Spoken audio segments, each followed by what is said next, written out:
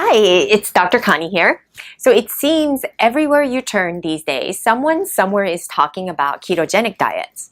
So here's the lowdown on ketogenic diets. Essentially, the premise behind keto diet is that you burn fat versus carbs for fuel. And ketosis is a normal metabolic process. And when your body doesn't have enough carbohydrates from foods to burn, it burns fat instead. However, when there's enough carb in your diet, your body will resort to burning carb first before resorting to burning fat.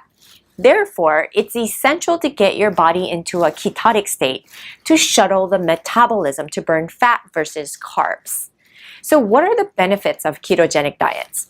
Well, ketosis is currently a very popular weight loss, anti-inflammatory strategy because in addition to burning fat, it makes you feel less hungry, it decreases the inflammation in your body, it resets your hormones, and improves stem cell production, reverses aging, and it helps to supply the brain with its preferred fuel, which is fat. But to get into ketosis, it takes about 4 to 5 days of eating less than 50 grams of carbs per day. And that's only approximately 2 to 3 slices of bread, a cup of fruit, or a large banana. One other way you can get into ketosis is by fasting. Any way you look at it, it's a win for most of us. However, I have problems when the supplement companies are now busy making exogenous ketones to artificially create a state of ketosis. So what's the best way? Well, the best way, in my opinion, is to start with intermittent fasting. Ketogenic diets and intermittent fasting go hand in hand. The research shows fasting can have an anti-inflammatory effect and leads to weight loss, improved mental clarity, and enhanced metabolism and hormonal balance. But it's important to understand your body before moving too fast into fasting. So when should you fast? Well, this depends on your goals. Are you trying to reverse disease, lose weight, or have more focus? Or are you trying to improve your performance in a particular sport? Or is it for an anti-aging purpose? I recommend that you start fasting within a 12-hour window, or you start fasting for about a 12-hour window. For example, if you have dinner at 6 p.m., you should have breakfast at 6 a.m. the next morning.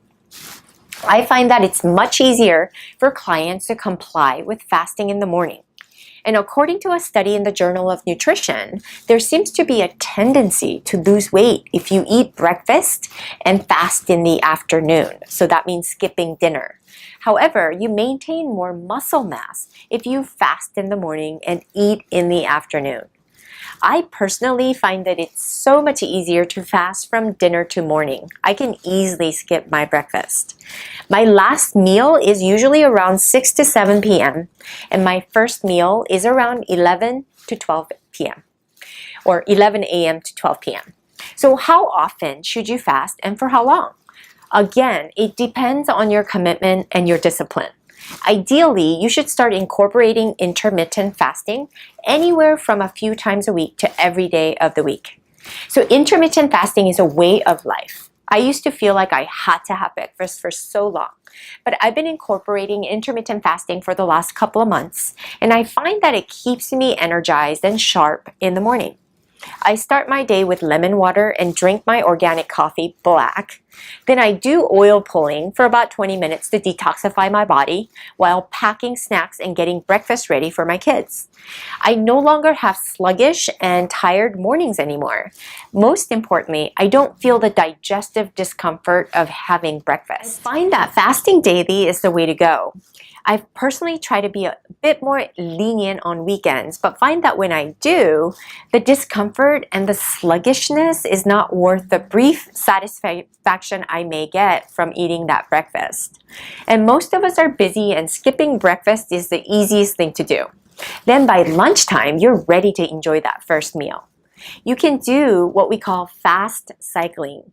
This is where you might follow 6 days of ketogenic diet, then 1 day of fasting, then 1 day of no fast. This is called 6-1-1, or we can do a 4-2-1 or a 3-2-2, meaning 3 days of ketogenic diet, 2 days of fasting, and 2 days of no fast. It just depends on what your goals are and what you want to accomplish with a ketogenic diet. So I want to talk to you a little bit about fast mimicking diet. If you don't have any metabolic issues like diabetes or other chronic conditions, it's not a bad idea to fast for 24 hours once a week and up to 5 days. But prolonged fasting is hard on everyone. So we have a fast mimicking diet that we promote here at Alkaline Wellness to get all the benefits of fasting without actually fasting.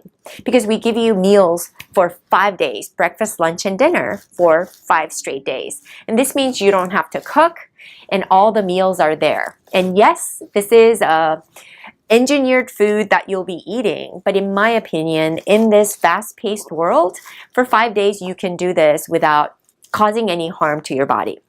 This is done by creating a ketotic state with carefully crafted meals in the right composition to decrease inflammation, lose weight, reverse aging, reset hormones, and most importantly, have an anti-aging effect on the body.